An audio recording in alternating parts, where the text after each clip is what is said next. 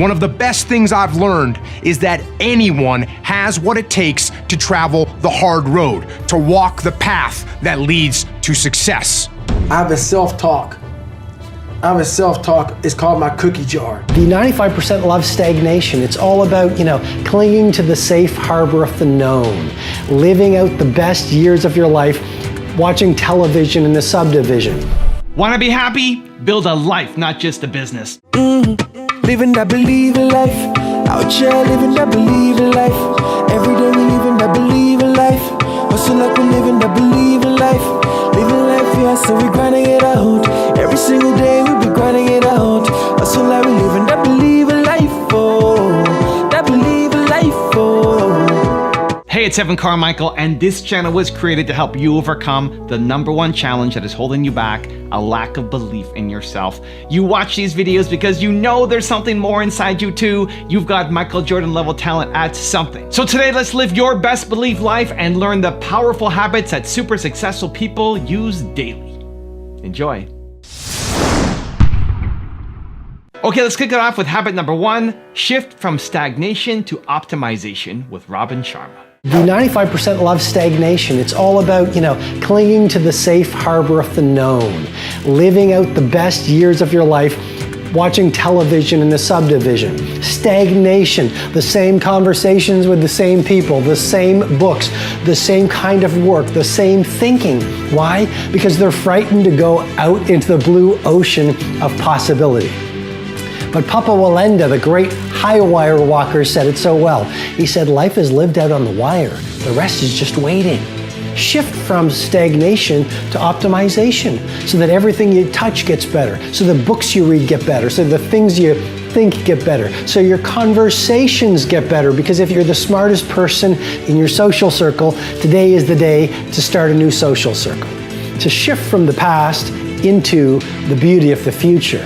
You see, the average people, the 95% cohort, it's all about the past. Well, here's the kind of athlete I was back in 1922.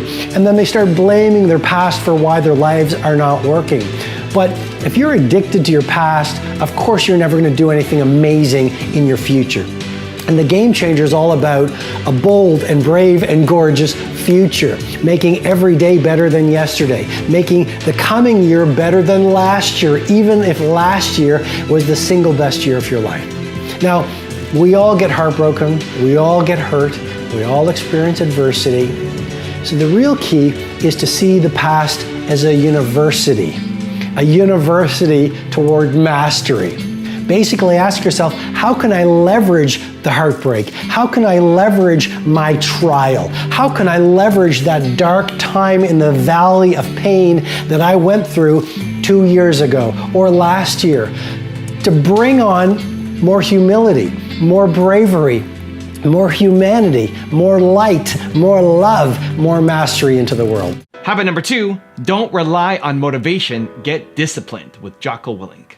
One of the best things I've learned is that anyone has what it takes to travel the hard road, to walk the path that leads to success. That includes you. It won't be easy. It will demand everything you've got to give, but you can do it. Discipline equals freedom. That's not a contradiction, it's an equation. Discipline might appear to be the opposite of freedom. But in fact, discipline is the path to freedom. Discipline is the driver of daily execution. Discipline defeats the infinite excuses that hold you back. Some people think motivation is what will compel them to get things done. But motivation is just an emotion, a feeling. And like all feelings, it's fickle. It comes and goes. You can't count on motivation to be there when you need to get through truly challenging times. But you can count on discipline. Discipline is something you dictate. Motivation won't make you exercise every day. Discipline will. Motivation won't stay up late and finish a project for you. Discipline will. Motivation isn't going to get you out of bed in the morning. Discipline will. Make discipline part of your daily life, and your daily life will get better. Also, if you want to have more confidence, self-love, and motivation, check out my 254 series. They're free. The links to join are in the description below. And so to become fearless, why not find some time every day to practice becoming fearless? And I looked at him and I said, I'm not a brand. I'm a person. You can outwork anybody, no matter how badass they are. Habit number 3, be a high-performance person 24/7 with Dan Pena. Being a high-performance person is a full-time job. Michael's known me over 20 years. I'm like this when I wake up in the morning to brush my teeth. I'm like this when I brush my teeth before I go to sleep. I'm like this 24/7, 365, and I've been like this for the better part of 50 years. I'm always like this. I'm always pushing the edge of the envelope. And that's why, I'm an overnight success. I've been coaching 25 and a half years, but all of a sudden I'm popular as hell, but I've been doing this for 50 years. I have the same habits today as I had 50 years ago. The exact same habits. But they're just ingrained in me. They're ingrained in me. And for those of you that have never been around the high-performance people like I just alluded to, the Warren Buffetts, Elon Musk, God rest his soul, Steve Jobs, who I happen to have known, they were like this 24/7, 365. It wasn't an act. Now, I know Michael's like this all the time, but he and I both know people that are considered gurus, that they have a stage face and they have their real face. They don't walk their talk. And part of being a high-performance person is walking your talk. Walking your talk. Habit number 4, take day trips outside your comfort zone with David Goggins. No matter how far you get in life, you have to be able to go back to scratch in your mind at a moment's notice. You can never get so far beyond scratch. What that means is, when you accomplish something in life, if you want to go back to scratch and go back to that $7 a month place where I once lived and visit that place for a long period of time. If you were here when you went back to scratch, you would now be here. Scratch is what makes you better. Scratch, friction, obstacles create growth. There's no friction when you're this far up in the game anymore. You think there is. When you've achieved, that's right. When you achieve so much, the friction is minor. Because why? I'm sore, I'm gonna get a massage today. I'm hungry, I'm gonna eat today. The refrigerator is always full. So your comforts are now, so your discomfort is now very minuscule to your discomfort back here in the $7 a month place. So you have to go back to the total discomfort to then raise your level of where you're at now. I'm not saying stay there and stay there. Visit it. And then you raise your level. Take a day trip. That's right. Yeah. Always take day trips. Yeah. Don't stay there. That's right. But take a day trip. Take a day trip. So when you complete some massive obstacle and challenge, whatever the adversity that you force upon yourself, because these are all curated experiences for yourself, that you're scratching constantly. What happens now? Since this was 5 years ago, you would just leave, you wouldn't take the medal, you would just go on to the next. What happens now? Do you take a day to reflect, a moment, 10 minutes? Like, how does the process work? And then how do you get back to visiting the $7, place you lived in? Now, I don't have to go back and visit it. I don't have to think about it. It lives with me now. Every day of my damn life, that feeling that I had to go back and think about, I found a way to just have it. How did you? It's constantly there. I have a self-talk. It's called my cookie jar. And it's a constant reminder of David Guy. Every day of my life, I believe in quiet. There's no growth outside of quiet. The world's too noisy. Your mind needs quiet. For you to find who you are. People ask, what's my purpose? Why am I here? You're not going to find it nowadays unless you lock yourself in a quiet room in your mind and find it. It's too noisy. For me, I could be in a busy street in New York City, horns honking, and I'm walking around with like nothing. It's me and myself in a quiet spot. And when you are constantly reflecting on who you are, where you've been, the journey you've gone through, the journey you can continue going through, the feeling's always there. you don't allow the world to pull you so fast that you forget.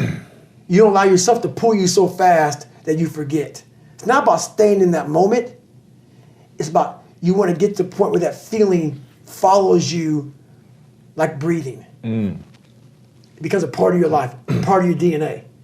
But it's made. Like these calluses on my hands right now, they're made. Yeah. They are now on my brain. This is now a part of me. It's a daily process, a part of me. And how I go back to that $7 a month place all the time is now I go out and I dig fire line. I'm a wildland firefighter. I don't need to do it.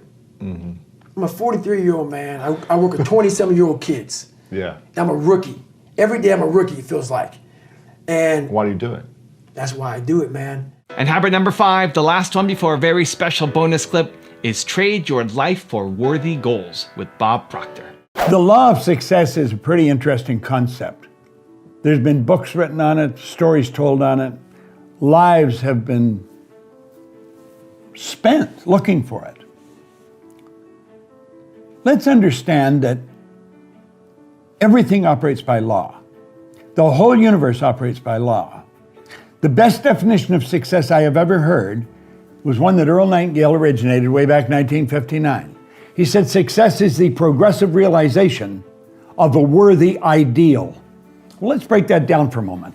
Success is the progressive, continually moving, progressive realization, constant awareness of a worthy ideal. An ideal is an idea that you have fallen in love with. An ideal is an idea that you're intellectually, emotionally, and physically involved with. An ideal is an idea that you've fallen in love with. Success is the progressive realization of a worthy ideal. So you don't ask, are you worthy of the idea? Are you worthy of the good? Is it worthy of you? Now you're getting in to law of success. Is it worthy of you? You see, what you're going to do is trade your life. You're trading your life for whatever it is you're going after. So you want to make up your mind, whatever your goal happens to be, whatever you are pursuing, make certain it's worthy of you because you're trading your life for it. The law of success calls for you to continually moving toward a predetermined objective in life and bringing your life in harmony with the laws that govern the entire universe. Now I've got a special bonus habit with Dan Locke on how to invest in yourself that I think you're gonna enjoy. But before that, it's time for the 3-point landing questions. Let's go from just watching a video to taking action. Here we go. Question number 1, what worthy goals would you trade your life for? Number 2, how will you shift from stagnation to optimization? And number 3, what day trip outside your comfort zone will you take today? I was first speaker in day 1. And after my presentation, I sat down, front row seat, kind of VIP sitting at the front, and I would just pay attention and take notes. And the second speaker came up on stage, and about halfway through his presentation, I stood up and walked towards the very back of the room. And people thought, is Dan leaving? Is he going back to his hotel room? Which could be the case because I spent a lot of energy in the first segment, right, when it's during my speech. But that was not the case. I was actually walking towards the back to sign up for the speaker's education because he had an offer that he was talking about. Now, no one moved. I was the first one to move. And the staff was asking me, well, Dan, you don't know what the offer is yet, right? I said, it doesn't matter, just here's my credit card, put in my credit card. He said, but you don't even know how much it is yet. You don't know, is it a workshop? Is it like a group of DVDs? What kind of package? Is it a book? You know what it is? I said, it doesn't matter, just put it on my credit card. And he did. After he finishes filling the form and everything, right? I walked back, sat down, front row seat, taking notes again. And I did the same thing for the third speaker, fourth speaker, and the rest of the speakers that day. I bought everybody's education.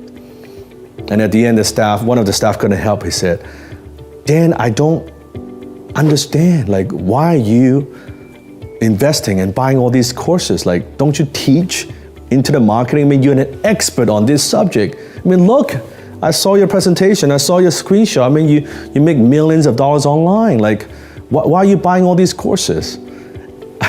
I looked at him and as a reply, I said, you know, duh, how do you think I get to be successful? Because I invest in myself, right? I'm always investing in myself. I'm always looking for the edge.